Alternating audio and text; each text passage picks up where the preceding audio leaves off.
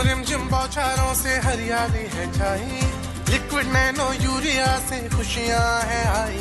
पत्तों पर होता सीधा छिड़काव, फसलों को मिलता पूरा पोषण। पत्तों पर होता सीधा छिड़काव, शक्ति से भरे छोटे कण।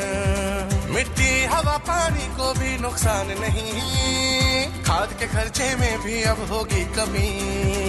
नैनो टेक्नोलॉजी है ऐसा आविष्कार, इस लिक्विड से मिलती भरपूर पैदावार। नैनो यूरिया की आधा लीटर बोतल किसान की एक बोरी यूरिया की जरूरत को पूरा करेगी।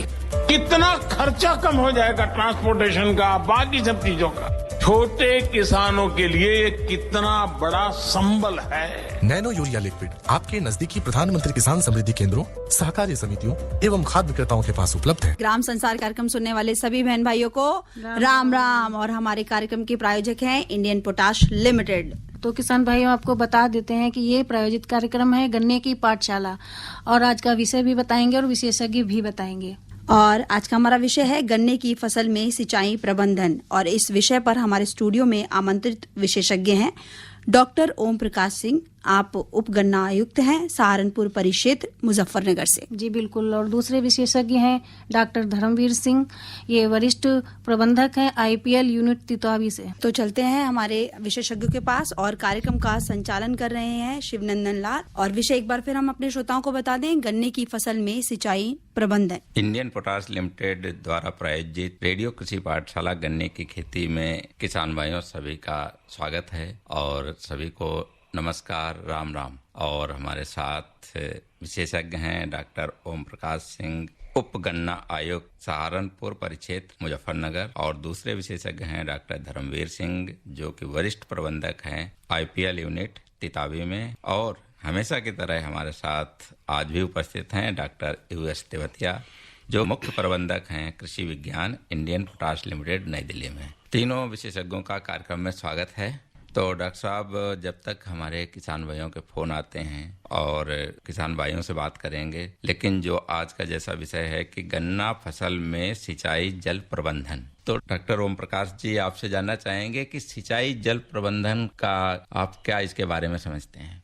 सिंचाई जल प्रबंधन का जो मुख्य आशय है कि किस तरीके से हम एफिशिएंट यूज करें सिंचाई का, जिससे कि पानी भी कम लगे और साथ ही में फसल भी हमारी अच्छी हो। तो इसका प्रबंधन हमको फसल की बुआई से पहले ही करना पड़ता है। गहरी जुताई अगर हम करते हैं 30 सेंटीमीटर की MB प्लाउ से, तो जमीन की जो कड़ी सतह होती है टूट जाती है, जिससे उसकी वाटर होल्डिंग कैपेसिटी बढ़ जाती है। दूसरी ओर जो गन्ने की फसल होती है, उसका राइजोस्फीयर यानी जो जड़ें होती हैं वो दूर तक फैल जाती हैं, जिससे वो आसानी से सब सॉइल मॉइस्चर ले पाती हैं, केवल पानी की आवश्यकता नहीं पड़ती है। और जब हम ऐसी ज़मीन में, ऐसे खेत में जिसमें हमने गहरी जुताई की है और पानी लगाते हैं, तो ऐसी दशा में वो पानी का ह्रास जल्दी नहीं होता है, सूखता नहीं है और फसल के लिए उपलब्ध रहता है। क्योंकि जड़ें गहराई में होती हैं, उनको सब सॉइल मॉइस्चर मिलता है, इवापोरेशन लॉसेस भी कम होते हैं वाटर होल्डिंग कैपेसिटी बढ़ने के कारण। इसलिए इसका प्रबंधन शुरुआत से करना चाहिए। अगर हम गन्ने की फसल की बात करें तो ये निश्चित तौर से देखा जाना चाहिए कि जब भी हम गन्ने में सिंचाई करें तो सिंचाई करने के बाद उसकी गुड़ाई जरूर करें, जिससे कि एक मल्चिंग तैयार हो जाए और इवापोरेशन जो लॉसेज हैं, यानी जो वाष्पीकरण से लॉस होता है, वाष्पोत्सर्जन से, उसको भी रोका जा सकता है और जो हमारा जल का प्रबंधन है समुचित तरीके से कर सकते हैं। दूसरा है कि जो गन्ने की सिंचाई का मेथड है, किसान भाई बहुतायत में ये देखा जा रहा है कि फ्लड मेथड से इरिगेशन करते हैं, जिससे पानी बहुत ज़्यादा गन्ने में लगता है। इसके इतर अगर किसान भाई ड्रिप इरिगेशन का इस्तेमाल करें तो पानी का एफिशिएंट यूज़ किया जा सकता है। और स्प्रिंकलर मेथड, जहां अंडुलेटेड लैंड है वहां पर स्प्रिंकलर मेथड और ड्रिप इरिगेशन से सिंचाई की जा सकती है। इससे एक और बेहतर तरीका है किसान भाइयों के लिए और आसान है कि अगर वो ट्रेंच विथ से गन्ने की बुआई करते हैं, 30 सेंटीमीटर गहरी नालियों में गन्ने की बुआई करते हैं, तो केवल नाली में अगर सिंचाई करते हैं तो उसका ये फायदा है कि जहाँ एक और वीड कम होते हैं वहीं हल्का पानी हम नाली में लगाते हैं, तो इनिशियल स्टेज में जो पानी की आवश्यकता गन्ने को होती है वह मिलता रहता है और पानी का वेस्टेज भी नहीं होता है, बीड भी ज़्यादा नहीं हो पाते हैं और बार बार खेत की हमें गुड़ाई भी नहीं करनी पड़ती है। तो ये कुछ तरीके हैं जिनको अपना करके किसान भाई पानी का प्रबंधन अपने खेतों में कर सकते हैं और अच्छी उपज इससे प्राप्त कर सकते हैं। अगर हम बहुत ज़्यादा पानी लगाते हैं तो ऐसी दशा में पानी का लॉस भी होता है और साथ ही में हमें उत्पादन में भी कमी देखी। जी डॉक्टर साहब, बिल्कुल बात करेंगे आपसे, लेकिन ये फोन इन कार्यक्रम है, एक किसान भाई का फोन आया है। हेलो जी, नमस्कार जी। नमस्कार जी, बलवान बोल रहा हूँ जी कैथल जी पहलवान जी, कौन से जिले से बोल रहे हैं? कैथल से। क्या सवाल है आपका? सवाल तो यू है इसमें पानी का मतलब कितना अंतराल पे देना चाहिए जी। आपने गन्ना लगाया हुआ है? हाँ जी। जी डॉक्टर साहब। सभी किसान भाइयों को नमस्कार। जहाँ तक गन्ने में सिंचाई का सवाल है, पानी लगाने का सवाल है, तो पहली सिंचाई हमें कम से कम 20 दिन या 25 दिन के अंतराल पे करनी चाहिए। हाँ जी। और लगभग हमें अपने गन्ने में 7 से 8 सिंचाई हमें करनी चाहिए। और अभी जैसे डॉक्टर साहब ने बताया कि अगर हम फ्लड विधि से ना करें, ट्रेंच विधि से गन्ना बोए या ड्रिप इरिगेशन से सिंचाई करें, तो उसमें पानी की एफिशिएंसी बहुत कम रहेगी और हमारी फसल भी अच्छी होगी। ठीक है जी। या मतलब खुदाई कर दे जिसकी निराई गुड़ाई इसमें ज्यादा पानी की बचत करी जा। बिल्कुल, बहुत बढ़िया आपने क्वेश्चन करा। हर सिंचाई के बाद उसकी गुड़ाई करना अति आवश्यक। ठीक है जी, थोड़ा जोर आगे है मेरा। जी बलवान जी, आपकी फसल कितनी बड़ी है अभी? मैं डॉक्टर तेवतिया बोल रहा हूँ। घुटना बड़ी बड़ी हो रही है। घुटनों तक? घुटना बड़ी बड़ी हो रही है जी। अच्छा, ठीक है। तो आप उस पे जी, मेरा यू सवाल है जी, 8 साल के मतलब इसका मैं पहला को नहीं सुनी थी, अभी वो सुना जी। इसका पाठशाला का विषय क्या विषय इसमें कोई वो है? हाँ, आज का विषय है गन्ना फसल में सिंचाई जल प्रबंधन। नहीं, कितने दिन चल रहा कार्यक्रम? ये 1 साल चलेगा पूरा। हाँ, 1 साल चलेगा। फिर डॉक्टर साहब एक मेला भी आयोजित करेंगे और किसान भाइयों को आमंत्रित करेंगे। और ये कार्यक्रम हर महीने के पहले मंगलवार और तीसरे मंगलवार को 6:30 से 7:35 तक प्रसारित किया जाता है। अगर आपके गन्ने की फसल से संबंधित समस्या है तो उसका समाधान हमारे जो विशेषज्ञ स्टूडियो में रहते हैं वो निश्चित तौर पे आपका विस्तार से समाधान करेंगे। और मेले का जो तिथि है वो लास्ट के 2 एपिसोड में अनाउंस कर दिया जाएगा। ठीक है? ठीक है जी, धन्यवाद जी। और जो हमारे किसान भाई मान लीजिए रेडियो सेट देर से खोला है, उनकी जानकारी के लिए हम बता देते हैं कि ये फोन इन कार्यक्रम है गन्ना फसल में सिंचाई जल प्रबंधन से संबंधित। और जो भी किसान भाई गन्ने से संबंधित कोई भी सवाल हो, सिंचाई प्रबंधन से हो या और भी बीज का हो, उसके बाद उनका रोग का हो, कीट का हो, खरपतवार नियंत्रण का हो, और यहाँ तक कि डॉक्टर साहब जैसा कह रहे हैं कि अभी कुछ किसान बिजाई भी कर रहे हैं, तो उससे संबंधित भी अगर सवाल है तो आप पूछ सकते हैं। तो डॉक्टर साहब, जिस तरीके से आपने बताया है कि गन्ने में जल प्रबंधन के बारे में कि किस तरीके से पानी की बचत भी की जा सकती है, तो उसके लिए जो किसान भाई बहुत से ज्यादातर को धारा प्रवाह सिंचाई करते हैं, जिसको आप फ्लड इरिगेशन बोलते हैं, लेकिन अगर बूंद बूंद सिंचाई के तरीके से करें तो उसके लिए उन्हें तो बहुत जाल भी बिछाना पड़ता है। तो उसके लिए वो कैसे व्यवस्था कर सकते हैं? किसान भाइयों के लिए सरकार ने व्यवस्था की है, विभाग में जाकर के और अपना रजिस्ट्रेशन करा सकते हैं। वहाँ पर जो हमारे छोटे किसान हैं उनको 90% सब्सिडी दी जाती है ड्रिप इरिगेशन पर, और जो मझोले किसान हैं उनको 80% तक सब्सिडी दी जा रही है। तो इस तरीके से अपना रजिस्ट्रेशन करा करके और अपना ड्रिप लगवा सकते हैं और फिर उनके खाते में जो सब्सिडी का अमाउंट होता है वो सत्यापन के बाद ट्रांसफर हो जाता है। यानी कहने का मतलब डॉक्टर साहब, अगर कोई किसान ड्रिप इरिगेशन पे 1000 रुपए खर्च करता है तो उसकी जेब से केवल 100 रुपए लगेंगे और बाकी 1000 रुपए सरकार उनको सब्सिडी के तौर पे देगी। 900 रुपए जी, GST छोड़कर। डॉक्टर साहब, एक किसान भाई का फोन आया है और लेते हैं। हेलो जी, आबिद अहमद कहाँ से? जी, मुजफ्फरनगर से।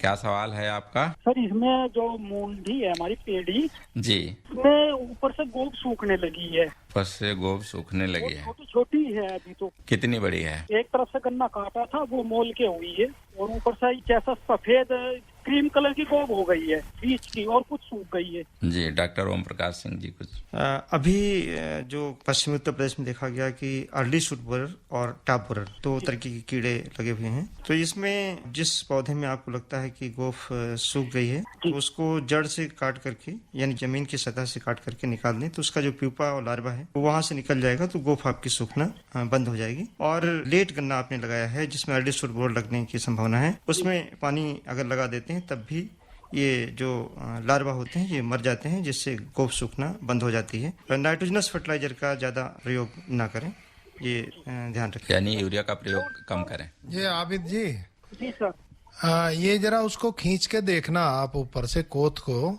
तो नीचे से वो गली हुई मिलेगी और उसमें एक गिंडार मिलेगी आपको पतली सी। जी, लेकिन सर ऊपर से व्हाइट कलर की जैसा क्रीम कलर होता है ना, वो ऐसी भी हो रही है। वो शुरू में ऐसा ही होता है, कुछ दिन में वो सूख जाएगा। फिर देखिए आधा पोर्शन काटा होगा तो पहले सूखने लगेगी, मतलब हल्का सा पीला पड़ेगा, फिर सूख जाएगी।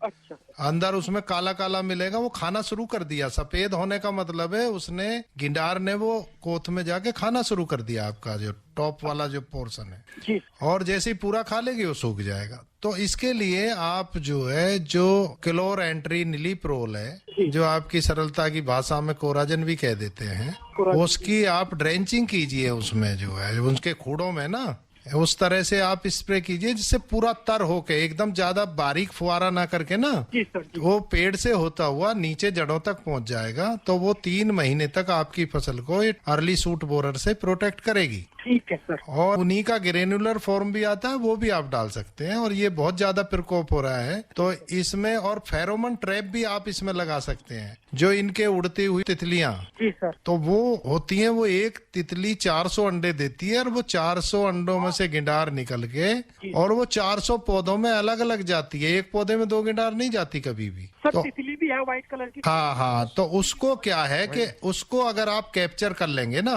उसको कैप्चर करने के लिए देखिए 2 तरीके हैं। एक तो फेरोमोन ट्रैप तो एक बना बनाया आता है, जगह जगह उसको लकड़ी में लगा के गाड़ के कैप्सूल आता है, उसको लगा के उसमें पानी डाल के 4-5 बूंद सरसों के तेल की डाल के, वो आप किसी भी आसपास के विशेषज्ञ से अपने से पूछ लेना। और आप अगर जिस मिल में गन्ना डालते हैं उसके जो गन्ना विभाग है वो भी आपको बता देंगे। कौन सी मिल है आपकी? सर मंसूरपुर भी है और खतौली भी, दोनों पे जाता है। हाँ, तो ये जो गन्ना विभाग वाले फेरोमोन ट्रैप नाम से आता है वो लगा सकते हैं। अगर वो नहीं है तो देसी तरीका भी है कि आपके ट्यूबवेल से बल्ब लगा देना पीले कलर का, और उसके नीचे आप थोड़ा सा पानी भर दें और उसमें थोड़ा मिट्टी का तेल डाल दो। तो रात को सारी ये जो तितली सी हैं, ये जो फड़का से हैं, ये सब वहां आके और उसमें गिर के मर जाएंगे सारे। अगर एक तितली मर गई, आपने समझो 400 पेड़ों को बचा लिया।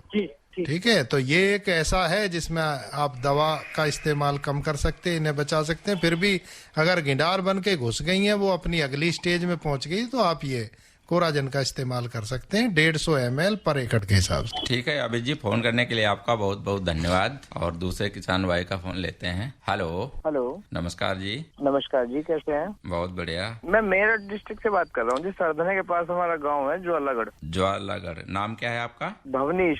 हाँ भवनेश जी, क्या सवाल है आपका? हमारी पेटी जो है उसमें हमने काफी दवाई भी लगा ली, पर उसका पीलापन नहीं जा रहा खेत से बिल्कुल भी। पोए जो हैं गन्ने के वो पीले पड़ रहे हैं। ये कहाँ, ऊपर की पत्तियां या नीचे की? ऊपर की जी, छोटे ही पोए हैं, नहीं अभी ज्यादा बड़े नहीं है जी। अच्छा, पीले पड़ रहे हैं, सूख तो नहीं रहा बीच का पोर्शन, कोथ जो कहते हैं? किसी किसी पोए में हो रहा है जी। तो वो जो इसको अर्ली शूट बोरर कहते हैं। अगर आप हमारा प्रोग्राम सुन रहे थे तो इससे पहले हमने इसी का जवाब दिया था। आप अभी खोला है आपने रेडियो सेट जी? हाँ, तो मैं दोबारा बता देता हूँ। ये अर्ली शूट बोरर है, जो इसकी जो कुछ तितलियां फड़का वगैरह भी दिखाई दे रहे हैं आपकी उसमें फसल में। हाँ जी, हाँ जी। हाँ, तो इसमें तरीका ये है, फेरोमोन ट्रैप लगाइए या क्लोर एंट्री निलीप्रोल जो है एक दवा है, 150 ml प्रति एकड़ से हिसाब से आप इसका इस्तेमाल कीजिए। क्या नाम है जी दवाई का? दवाई आपकी सिंपल भाषा में कोराजन समझ लीजिए। कोराजन होता है, क्लोर एंटी निलीप्रोल इसका टेक्निकल है। 150 ml प्रति एकड़ के हिसाब से ड्रेंचिंग कर दें, अच्छा मोटा नोजल को मोटा करके, ज्यादा फुहारा ना करके, पेड़ को तर करते हुए नीचे तक उस दवा को डाल दें। यानी एक तरीके से पूरे पौधे को उसमें डुबोना है, नहलाना है। जो गन्ने की जड़ है उसके पास में इसकी ड्रेंचिंग करनी है।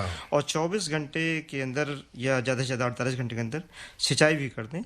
और इसका जो पानी का आपको इस्तेमाल करना है वो 350 से लेकर 400 लीटर, वो फसल पे डिपेंड करेगा आपकी फसल कितनी बड़ी है। प्रति एकड़। एकड़ जो हमारे यहाँ होते नहीं जी, हमारे यहाँ तो बीघा चलता है जी। 5 बीघे मान लीजिए, 1 एकड़ में 5 बीघे मोटा मोटा सा। 1 बीघे में जो 5 टंकी होती है ना, जो हमारे पीठ की टंकी होती है, इनमें 16 लीटर पानी आता है, तो 1 बीघे में कम से कम 5 टंकी पानी लगना चाहिए। ठीक है जी, ठीक है भवनीश जी, फोन करने के लिए आपका बहुत बहुत धन्यवाद। तो डॉक्टर साहब, इस समय जो हमारे किसान भाइयों की पेड़ी खड़ी है या दूसरी भी फसल खड़ी हुई है, तो उसमें भी सिंचाई प्रबंधन किस तरीके से किया जाए जिससे कि ये जो बीमारी भी लगी हुई है, कीट का प्रकोप है, इससे भी बचाया जा सके। जी डॉक्टर ओम प्रकाश जी। चूंकि पश्चिमी उत्तर प्रदेश में विलम्ब से बुआई गन्ना की करते हैं किसान भाई, तो अगर फ्रीक्वेंट इरिगेशन यानी बार बार सिंचाई करते रहें, हर हफ्ते सिंचाई कर दें, तो ये 20-25 दिन अगर अर्ली शूट बोरर को सिंचाई करके रोक लें तो इसके प्रकोप को काफी कम किया जा सकता है। अगर साहब थोड़ा माफी चाहूंगा, किसान भाई का फोन लेते हैं। हेलो। हाँ जी, नमस्कार जी, शिवनंदन लाल जी। नमस्कार जी। मेरा नाम जगपाल सिंह है जी, सहारनपुर से। जी जगपाल जी, क्या सवाल है आपका? जी अभी गन्ना बोया था बारिश से पहले जी, तो सूखे में बोया था, पानी की जगह बारिश हुई बहुत तगड़ी, तो अब वो जमन लग रहा, तो उसमें कितने दिन में पानी दिया जाएगा? जब आपको ये लगे कि पानी की कमी है तो निश्चित तौर से पानी लगाएं, लेकिन ये ध्यान रखें कि अगर मिट्टी आपने बहुत ज्यादा लगा रखी है, मिट्टी आपकी हार्ड है, यानी अगर क्ले सॉइल है, तो बार बार पानी अगर लगाना पड़ता है तो हल्का पानी लगाएं, बहुत ज्यादा पानी एक साथ न लगाएं। हल्का पानी जरूर लगाएं, अगर नहीं लगाते हैं तो गन्ना जो बीज आपने डाला है वो सूख जाने की संभावना रहती है। और थोड़ा आप ये जरूर ध्यान रखें कि गैप फिलिंग के लिए कुछ गन्ने भी बचा के रखें, अगर जमाव कम होता है तो उसकी प्रतिपूर्ति कर लें। इसमें जगपाल जी, अगर आप कर सकते हैं, अगर इसकी निराई गुड़ाई कर दें तो वो नमी ना काफी समय तक बनी रहेगी और अंकुरण भी अच्छा होगा। लेकिन अगर ज्यादा सूख चुकी है, वो बिल्कुल ठोस हो गई है ऊपर से जमीन, तो एक हल्का पानी लगा के जब वो फिर निराई के टाइम पे आए तो एक निराई कर दें तो आपका अंकुरण सारा बड़ा अच्छा हो जाएगा। ऊपर से तो उसका रापड़ा तोड़ दिया जी। तोड़ दिया, निराई गुड़ाई किया आपने? हाँ, तो अगर नीचे नमी है, आप देख लेना खोद के, अगर नमी है तो उसको बने रहने दें आप ऐसे ही, उसको अंकुरण होने दें। अंकुरण अभी नहीं हुआ है ना आपका? हाँ, सारा नहीं हुआ जी, निकलन लगा है। हाँ, निकलन लगा और निराई गुड़ाई आपने कर रखी है, तो आप थोड़ा सा नीचे देखिए खोद के, अगर नीचे नमी है तो कुछ मत कीजिए, अभी पानी मत लगाइए उसमें फिर। ठीक है जगपाल जी, फोन करने के लिए आपका बहुत बहुत धन्यवाद। जी डॉक्टर साहब बता रहे थे कि किस तरीके से अभी जो सिंचाई के बारे में किसान का प्रश्न आया था, उसमें ये देखना है कि अगर हमने ट्रेंच विधि से गन्ने की बुआई की है और अगर 2-3 सेंटीमीटर मिट्टी हमने डाल रखी है, तो आपको जब भी ऐसा लगे कि पानी की कमी है तो आप पानी जरूर लगा दें। अगर पानी नहीं लगाते हैं तो कम मिट्टी डालने की दशा में गन्ना सूख जाता है। लेकिन जब हम ट्रेडिशनल मेथड से पहले बुआई करते थे और उसमें 8 से 10 सेंटीमीटर मिट्टी डाल करके पाटा लगाते थे तो सब सॉइल मॉइस्चर उसको मिलता रहता था। ऐसी दशा में हम किसान को मना करते थे कि आप पानी न लगाएं, नमी की तह जो बनी हुई है नीचे से उससे जमा हो जाएगा। लेकिन अगर ट्रेंच विधि से आपने गन्ने की बुआई की है और मिट्टी उसमें कम डाल रखी है, देर से बुआई की है, तो जैसे ही आपको लगता है कि पानी की कमी है तो पानी जरूर खेत में लगा दें। दूसरा, पेड़ी का जो प्रबंधन है जल के लिहाज से अगर देखा जाए तो चूंकि किसान भाई पेड़ी काफी देर से यहाँ पर हार्वेस्ट करते हैं, तो जब भी पौधे गन्ने की आप कटाई करें, सबसे पहला काम जो करें सिंचाई कर दें और सिंचाई के बाद उसकी गुड़ाई कर दें। क्योंकि सिंचाई जैसे ही कर दें उसका फुटाव शुरू हो जाएगा और फिर अगर गुड़ाई करते हैं तो नमी का संचय भी रहेगा। साथ में फुटाव के लिए जो पेड़ी है, जो उसके क्लम्प हैं, उनको टाइम मिलेगा, जल्दी से फुटाव होने लगेगा। डॉक्टर साहब, सिंचाई करते हैं तो सिंचाई के बाद गुड़ाई भी करते हैं, तो क्या इस बीच उर्वरक प्रबंधन भी कर सकते हैं? नमी की दशा में डॉक्टर साहब जैसे ही हमने सिंचाई किया और सिंचाई करने के बाद हम उर्वरक का प्रबंधन कर सकते हैं और उसके बाद गुड़ाई कर दें। सिंचाई करने के बाद उर्वरक डाल दें और फिर गुड़ाई हम कर दें। अभी जो हमारे पास नए यंत्र आ गए हैं, जैसे रेटून मैनेजमेंट डिवाइस आ गई है जिसमें हम उर्वरक भी साथ में डाल सकते हैं। ठूंठों की जो छटाई है वह भी हो जाती है और साइड में 2 कैविटी निकल जाती हैं। अगर ऊपर से आपको फर्टिलाइजर टैंक लगा हुआ है तो फर्टिलाइजर टैंक में इवन हम जो फार्म यार्ड मैन्योर है उसका भी एप्लीकेशन कर सकते हैं। अभी बहुत हमारी ऐसी चीनी मिलें हैं जिन्होंने किसान भाइयों को, और हमारी जो सहकारी गन्ना विकास समितियां हैं वहां पर भी रैटून मैनेजमेंट डिवाइस, जो इस प्रकार की डिवाइस है, इसको उपलब्ध कराया गया है। इसका प्रयोग करें, बहुत अच्छे रिजल्ट हैं। चूँकि आपका गुड़ाई का काम, ठूंठों की छटाई का काम और फर्टिलाइजर एप्लीकेशन का काम, यानी तीनों काम एक साथ इस मशीन से हो जा रहे हैं, और सारी समितियों में, उत्तर प्रदेश की सारी समितियों में इसको उपलब्ध कराया गया है। तो मतलब अगर कोई भी किसान खरीद नहीं सकता है और उसके पास नहीं है, तो ये समिति से किराए पे मिलता है या हाँ, उनको... ये कस्टम हायरिंग बेसिस पे हम समिति से ले सकते हैं। मामूली खर्चे पर किसान भाइयों को वहाँ से दिया जा रहा है, और एक किसान भाइयों के लिए ही चूंकि किया गया तो इसका किराया बहुत नॉमिनल रखा गया है। तो जब लेने जाते हैं तो क्या वहाँ पे उनको कुछ अपने डॉक्यूमेंट लेके जाना पड़ेगा किसान भाइयों या कोई वहाँ पे एडवांस में कोई धनराशि जमा होती है? किसान भाइयों का चूंकि हमारी चीनी मिलों में कोड होता है, इनको यूनिक कोड सभी किसान भाइयों को दिया गया है, जिसमें उनके गांव का कोड और किसान भाई का कोड रहता है।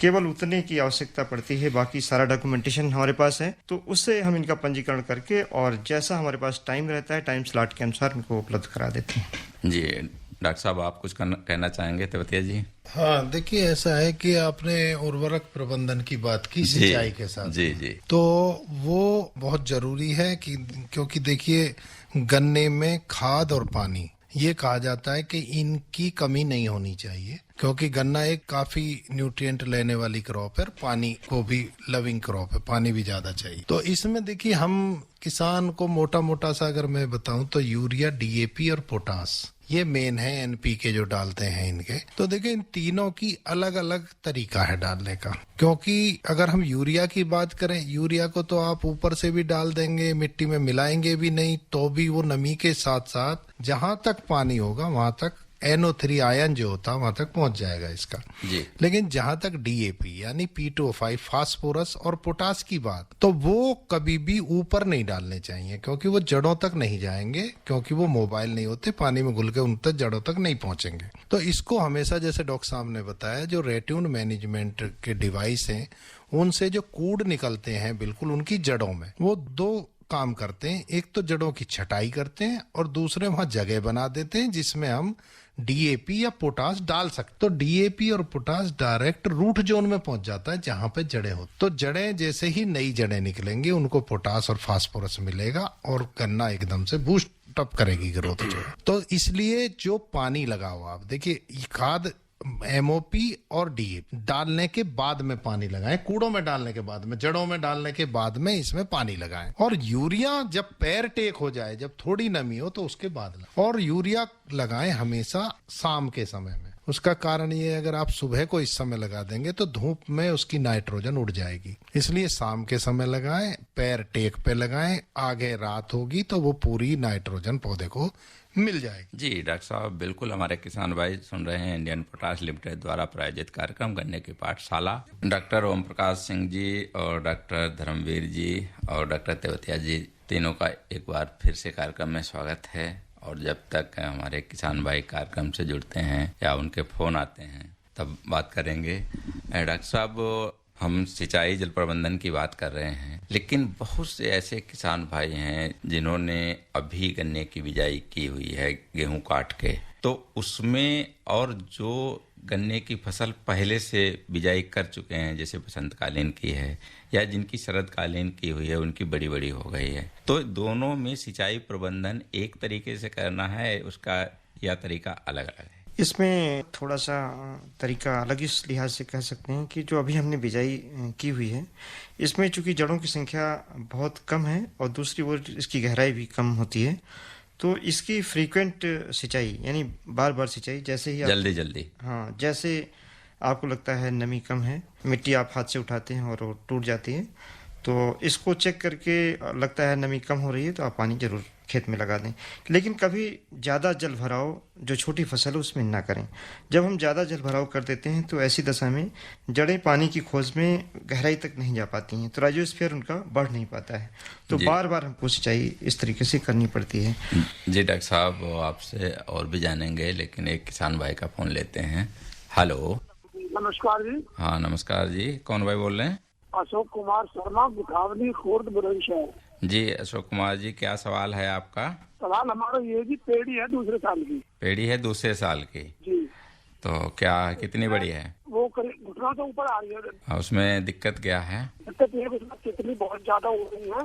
अभी आपने पहले बताया था प्रोग्राम में तितली अंडे देती है, उस अंडे से गंदा निकलती है। देखिए, ये आपको पहले पहचानना पड़ेगा कि वो पायरिला है या अर्ली सूट बोरर की है। देखो, तितली एक मोटी भाषा में कह देते हैं, वैसे तो तितली उसको कहते हैं जो रंग बिरंगे पंख होते हैं, लेकिन हमारा उससे मतलब नहीं था। एक तो पायरिला होता है जो मटमैले से हल्के से भूरे रंग की जो होती है, वो होता है पायरिला। आपको ये पहचान करनी होगी या किसी से करवानी होगी वो पायरिला है या जो सलाई लगती है, जिसको सलाई कहते हैं, कोत सूख जाता है, उसकी तितली है वो जो फड़का जो होता है। अगर आपके ये पहचान होती है कि वो पायरिला है तो आपको उसमें कुछ भी करने की जरूरत नहीं है, क्योंकि पायरिला का जो है पैरासाइट डेवलप हो चुका है। अब वो फसल को हानि करने की स्थिति में नहीं है, नंबर 1। नंबर 2, अगर आपको जो अर्ली सूट बोरर की सलाई कहते हैं, जो कोत को सुखा देती है, और उसका फड़का है या तितली है, उसके लिए जैसा हमने पहले बताया फेरोमोन ट्रैप लगाइए, या फेरोमोन ट्रैप नहीं है तो आप बल्ब लगाइए पीले कलर का, उसके नीचे पानी में थोड़ा मिट्टी का तेल डाल दीजिए, उनको इकट्ठा कीजिए। बाकी वो सारी चीजें हैं जो आपने सुनी हैं और आप कह रहे हैं कि ये हमने सुना था, जो 400 अंडे देती हैं, वो सारी बात अर्ली सूट बोरर के लिए बिल्कुल फिट है। ठीक है अशोक कुमार जी, आपका बहुत बहुत धन्यवाद फोन करने के लिए, और आपकी समस्या का निश्चित तौर पे समाधान हो गया होगा। और किसान भाई हमारे सुन रहे हैं गन्ना फसल में सिंचाई जल प्रबंधन के बारे में। और सिंचाई जल प्रबंधन का मतलब यह है कि जैसे कि आप सिंचाई इस तरीके से करें कि पानी की बचत हो, क्योंकि गर्मी भी पड़ रही है, पानी धीरे धीरे खत्म भी हो रहा है। और गन्ना एक ऐसी फसल है जिसको सबसे ज्यादा पानी की जरूरत होती है, गन्ना, धान, केला। तो डॉक्टर साहब किस तरीके से प्रबंधन करें कि कम से कम पानी में अधिक से अधिक उत्पादन लिया जा सके? किसान भाई, एक तो गन्ने की जो बुआई करते हैं वो ट्रेंच विधि से करें या नाली विधि से करें, और जब भी गन्ने की सिंचाई करते हैं तो केवल नाली में सिंचाई करें। जब तक कि फसल हमारी छोटी है, केवल नाली में जहाँ पर गन्ना बो रखा है वहाँ पर सिंचाई करेंगे। और सिंचाई करते समय ध्यान रखें केवल 3 सेंटीमीटर से ज़्यादा पानी एक बार में न लगाएं, हल्का पानी लगाएं, जिससे जड़ों का विकास भी होता रहेगा, साथ ही में जो गन्ने की फसल है वह बढ़ती रहेगी। एक बहुत महत्वपूर्ण बात है कि अगर हम जल प्रवाह विधि से यानी फ्लड इरिगेशन के मेथड से छोटे गन्ने की सिंचाई करते हैं तो इसकी जो टिल्डिंग है यानी जो ब्यात है वह रुक जाती है, कम होती है, और साथ ही में जड़ों की संख्या कम होती है, उनकी लंबाई भी कम हो जाती है, तो फसल बहुत अच्छी नहीं चलती। शुरुआत में ऐसा लगता है कि हमारा गन्ना बहुत अच्छा हो रहा है और बाद में उतना अच्छा नहीं हो पाता है। जी डॉक्टर साहब, एक किसान भाई का फोन लेते हैं। हेलो। हाँ जी, नमस्कार जी, त्रिनंदलाल जी, मैं दोबारा बोल रहा हूँ जी। अशोक कुमार शर्मा, गुठावली, खुर्द, बुलंदशहर। हाँ जी, क्या सवाल करना चाह रहे हैं दोबारा? एक सवाल मेरा ये था कि जैसे कि पानी लगाते हैं, पानी का टाइम कितना होना चाहिए बीच में? देखो, ये वैसे तो कई चीजों पर डिपेंड करता है कि आपकी मृदा का टाइप कैसा है। अगर मृदा आपकी दोमट है, बलुई दोमट है, तो उसमें देखिए पानी का जो टाइम है वो आप इस विधि पे डिपेंड करता है। जैसे डॉक्टर साहब ने, अगर आपने ड्रिप इरिगेशन लगा रखी है तो रोजाना उतना पानी डालना पड़ेगा। अगर आप फ्लड इरिगेशन से जो ऐसी एक मुहाले खोल दिया और अब पूरे खेत में भरता है, तो देखिए इसका अलग अलग टाइम होता है। आपको मैं फायदे नुकसान दोनों बता देता हूँ। अगर बेस्ट मेथड की बात करें तो ड्रिप इरिगेशन बेस्ट मेथड है गन्ने की सिंचाई के लिए। दूसरा, अगर आप ये जैसे फ्लड मेथड से करते हैं तो क्या होता है इसमें कि एकदम से पानी ज्यादा भर जाएगा। देखो, जो पौधा जो अवशोषित करता है न्यूट्रिएंट्स को, वो करता है जब फील्ड कैपेसिटी पे पानी की मात्रा होती है जमीन में। फील्ड कैपेसिटी का मतलब ये है कि जब आप पानी जो एक्स्ट्रा है वो नीचे चला जाए या उड़ जाए और मिट्टी सैचुरेटेड होती है, उसके बाद में न्यूट्रिएंट लेता है। तो किसान क्या करते, पहले तो भरा रहता है, तो वो पौधे के लिए कोई लाभदायक नहीं। उसके बाद में क्या करते, भरने के बाद में ये सोचते हैं अब तो खूब डांट के भर दिया है खेत, तो उसके बाद में 20 दिन बाद में आप सिंचाई करना। उसके बाद में पौधे को क्या होता है कि वो ऐसी स्टेज में पहुंच जाता है कि वो सूख जाता है, उस समय भी न्यूट्रिएंट नहीं ले सकता। तो जो बीच का पीरियड होता है उसमें ही सिंचाई का इसका लाभ ले पाता है पौधा। एक तो ये बात बिल्कुल स्पष्ट कर लो, आप ये मत सोचो जिस दिन भर दिया उससे लेके और जिस दिन आप सिंचाई कर रहे हो उस दिन तक आपका पौधा न्यूट्रिएंट लेता रहेगा, ऐसा नहीं है। ड्रिप इरिगेशन में उतना ही पानी दिया जाता है और वो लगातार पोषक तत्वों को जमीन से लेता रहता है। जी बिल्कुल अशोक कुमार जी, आपके सवाल का जवाब डॉक्टर साहब ने विस्तार से दे दिया है। फोन करने के लिए आपका बहुत बहुत धन्यवाद। तो डॉक्टर साहब, जो आप बता रहे थे कि अभी इनका अशोक कुमार जी हैं जो हमारे किसान भाई, उनका फोन आया था कि सिंचाई कब कब करनी है। तो जो सिंचाई करते हैं उसी समय उर्वर प्रबंधन कर सकते हैं? बिल्कुल।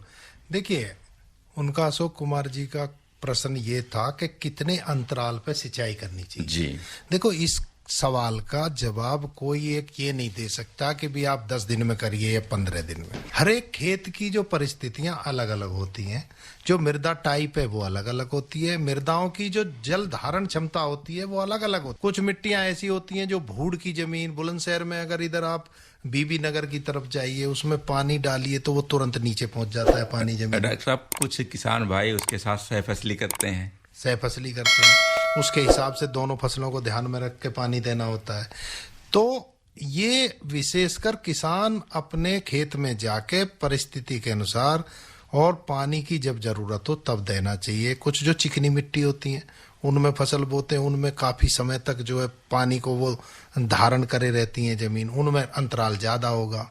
और जैसे मैंने बताया जिनमें जल्दी नीचे चली जाती है उनमें जो है सिंचाई आपको जल्दी जल्दी करनी पड़ेगी।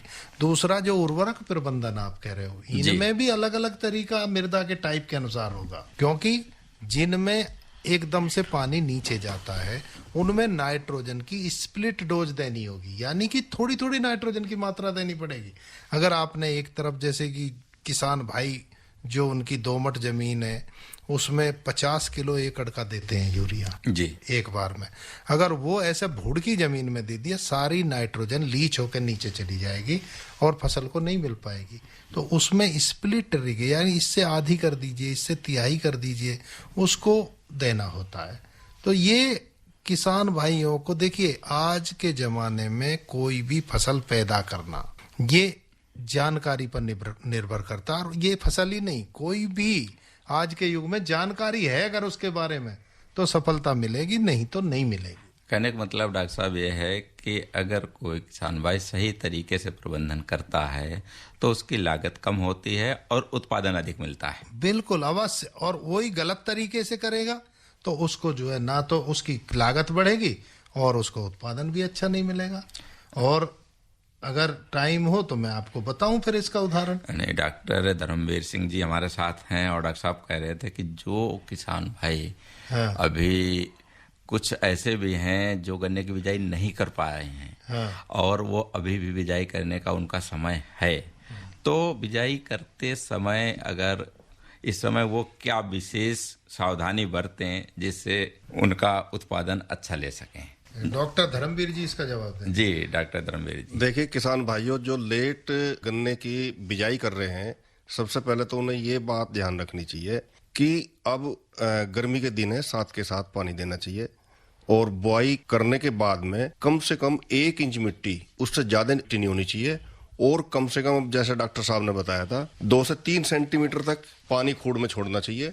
और पानी देने के बाद में, थोड़ा थोड़ा पानी देने के बाद में, अगर वीड जमती है तो उसकी निराई गुड़ाई कर ले। अगर वीड नहीं जमती है तो निश्चित रूप से जब पानी मांगे वो जो अपना गन्ना है वो 15-20 दिन के अंतराल पे थोड़ा थोड़ा पानी, जैसे हम आलूओं में पानी लगाते हैं थोड़ा थोड़ा, ऐसे ही हमें गन्ने की फसल में थोड़ा थोड़ा पानी लगाना चाहिए। तो डॉक्टर साहब, इस समय बिजाई करने के लिए क्या जो किस्में हैं जिनका बिजाई करते हैं, क्या वही रखें कि या इसके कुछ लेट वैरायटी हैं जिन बिजाई कर सकते हैं? देखिए आजकल सारा शिवनंदन जी अर्ली वैरायटी है और इधर वेस्टर्न उत्तर प्रदेश में तो 95 से भी ज्यादा अर्ली वैरायटी है, CO 0238। तो वैरायटी तो किसान वो ही रखेगा। इसमें थोड़ा सा, जैसे डॉक्टर धर्मवीर सिंह ने पानी का बताया कैसे करना है जी। मैं थोड़ा सा ये इसमें ऐड करना चाहूंगा कि जो बीज है, बीज को धूप नहीं लगनी चाहिए, धूप से बचाना चाहिए उनको, क्योंकि अगर काटने के बाद में, गन्ने के टुकड़े काटने के बाद में वो धूप में पड़ा रहेगा तो भी देखिए अंकुरण पर फर्क पड़ेगा। तो इसलिए बीज को जब उसको छिलाई करें, उसकी पत्तियां अलग करें, छाया में रखने की कोशिश करें जितना हो सके, उसके बाद में उसको काट के और धूप में ना छोड़ें, उसका सीड ट्रीटमेंट जरूर करें, एक इंसेक्टिसाइड से और एक पेस्टिसाइड से। देखिए इस समय किसान भाइयों को ये बताना बहुत जरूरी है कि रेड रॉट ऑफ शुगरकेन, जो लाल सड़न रोग का प्रकोप CO0238 में आ चुका है, उसके लिए उनको बीज उपचार और मृदा उपचार दोनों की जरूरत है। मृदा उपचार के लिए ट्राइकोडर्मा डालें और बीज उपचार के लिए थायोफेनेट मिथाइल से उपचार करें। जी बिल्कुल डॉक्टर साहब, हमारे किसान भाई जागरूक हैं, निश्चित तौर पे मिट्टी का भी उपचार करेंगे और बिजाई से पूर्व बीज का उपचार करके ही बिजाई करेंगे। डॉक्टर ओम प्रकाश सिंह जी, डॉक्टर धर्मवीर सिंह जी और डॉक्टर US तेवतिया जी, आप तीनों हमारे कार्यक्रम में आए और किसान भाइयों के लिए बहुत अच्छी जानकारी दी। आपका बहुत बहुत धन्यवाद। हमारे इस कार्यक्रम के प्रायोजक थे इंडियन पोटाश लिमिटेड।